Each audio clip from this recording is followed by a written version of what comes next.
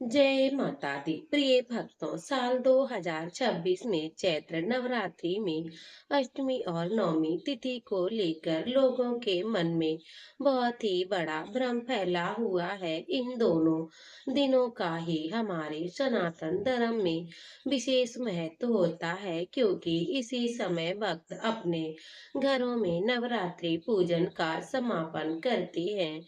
अष्टमी और नवमी के दिन कन्या पूजन भी करते हैं, तो सब हवन भी करते और धार्मिक कार्य किए जाते हैं। फिर कन्या पूजन करके व्रत का पारण किया जाता है।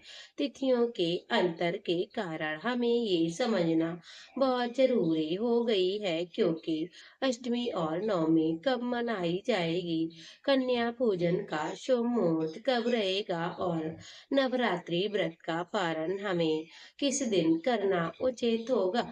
इस वीडियो को आप इस बारे में जानकारी मिलेगी, ताकि आपकी पूजा विधि की पूरी श्रद्धा और भक्ति के साथ सही समय पर पूर्ण कर सके। नवरात्रि का अंतिम दिन होता है महानवमी, जिस दिन माँ सिद्धिदात्री की पूजा की जाती है। इसी के साथ नवरात्रि व्रत का समापन भी हो जाता है। चैत्र नवरात्रि साल 2026 में 19 मार्च गुरुवार से प्रारंभ हो चुकी थी और चैत्र शुक्ल दशमी तिथि को नवरात्रि व्रत का पारण किया जाएगा, जबकि कुछ लोग अष्टमी तिथि को ही कन्या पूजन करके व्रत का पारण कर लेते हैं, तो कुछ लोग नवमी की तिथि को कन्या पूजन करके व्रत का पारण करते हैं।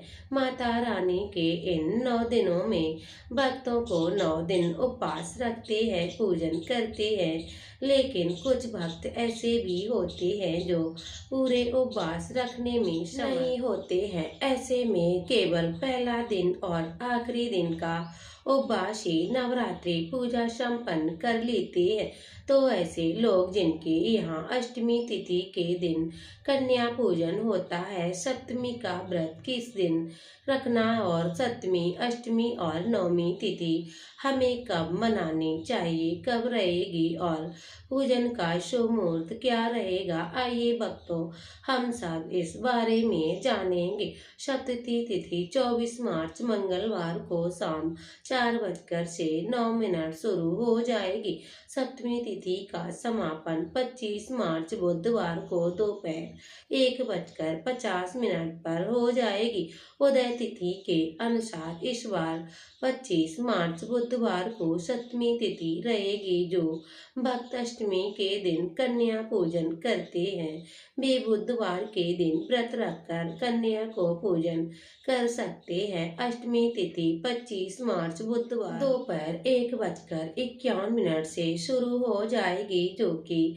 26 मार्च गुरुवार को सुबह 11:49 पर अष्टमी तिथि का समापन हो जाएगा। ऐसे में इस बार अष्टमी तिथि तो 26 मार्च गुरुवार को ही रहेगी, और क्योंकि सुबह 11:49 पर अष्टमी तिथि समाप्त हो रही है, इसके बाद नवमी तिथि प्रारंभ हो जाएगी। जो जिनके यहाँ पर अष्टमी के दिन कन्या पूजन किया जाएगा, उसके पहले हवन किया जाता है। वे लोग अष्टमी तिथि समाप्त होने से पहले पहले कन्या पूजन अवश्य कर लें, यानी कि अष्टमी तिथि दिन कन्या पूजन का शुभ मुहूर्त और सुबह सूर्योदय से लेकर 11:49 तक रहेगा। तो आप इसके बाद नवमी तिथि आरंभ हो जाएगी। जो कि पूजन करना चाहते हैं वह आप भी कर सकते हैं। नवमी तिथि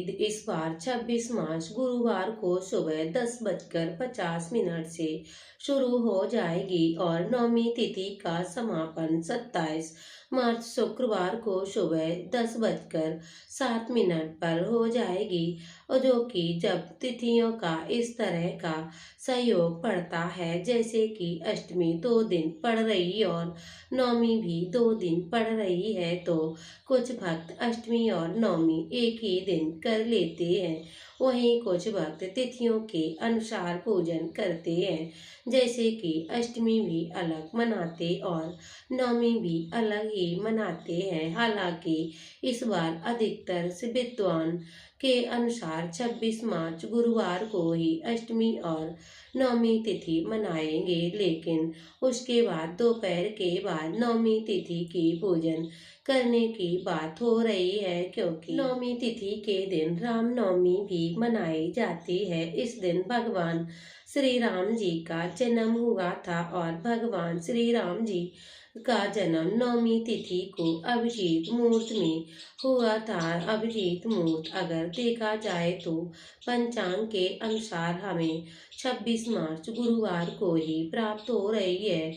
ऐसे में गुरुवार को रामनवमी नवमी तिथि लगने के बाद से आप रामनवमी की पूजन कर सकते हैं, रामनवमी का त्योहार मना सकते हैं। ये तो थी भक्त नवमी की और कन्या पूजन की गुरुवार के दिन ही करना चाहते हैं, यानी कि अष्टमी और नवमी का पूजन एक ही दिन करना चाहते हैं, तो आप नवमी तिथि गुरुवार को जब लगे उसके बाद से रामनवमी शाम को सूर्योदय से पहले पहले नवमी तिथि का कन्या पूजन भी कर सकते हैं। कन्या पूजन के बाद राहु काल ना हो, इस बात का आपको ध्यान रखना चाहिए। हो सके तो 26 मार्च गुरुवार को सूर्योदय होगा 6:28 और सूर्यास्त शाम 6:36 पर। इस दिन ब्रह्म मुहूर्त रहेगा 4:52 से लेकर 5:39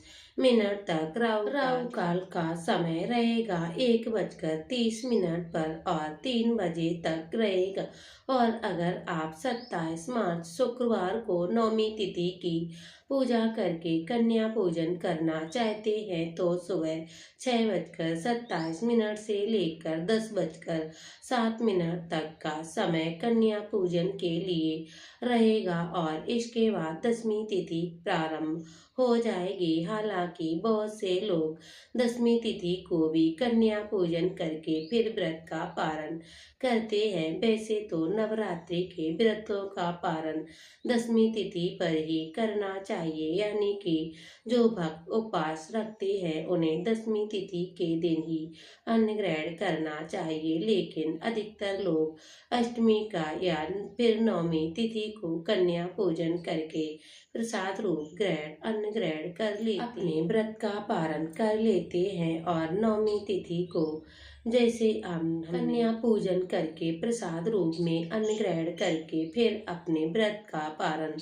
कर लेते हैं, तो जब भी आप कन्या पूजन करें अष्टमी या नवमी तिथि के दिन, उसके बाद भी कभी भी व्रत का पारण कर सकते हैं। ये तो थी आज की वीडियो। कमेंट बॉक्स में बताना मत भूलिएगा कि आप अष्टमी या नवमी का पूजन किस दिन कर रहे हैं। जय माता दी।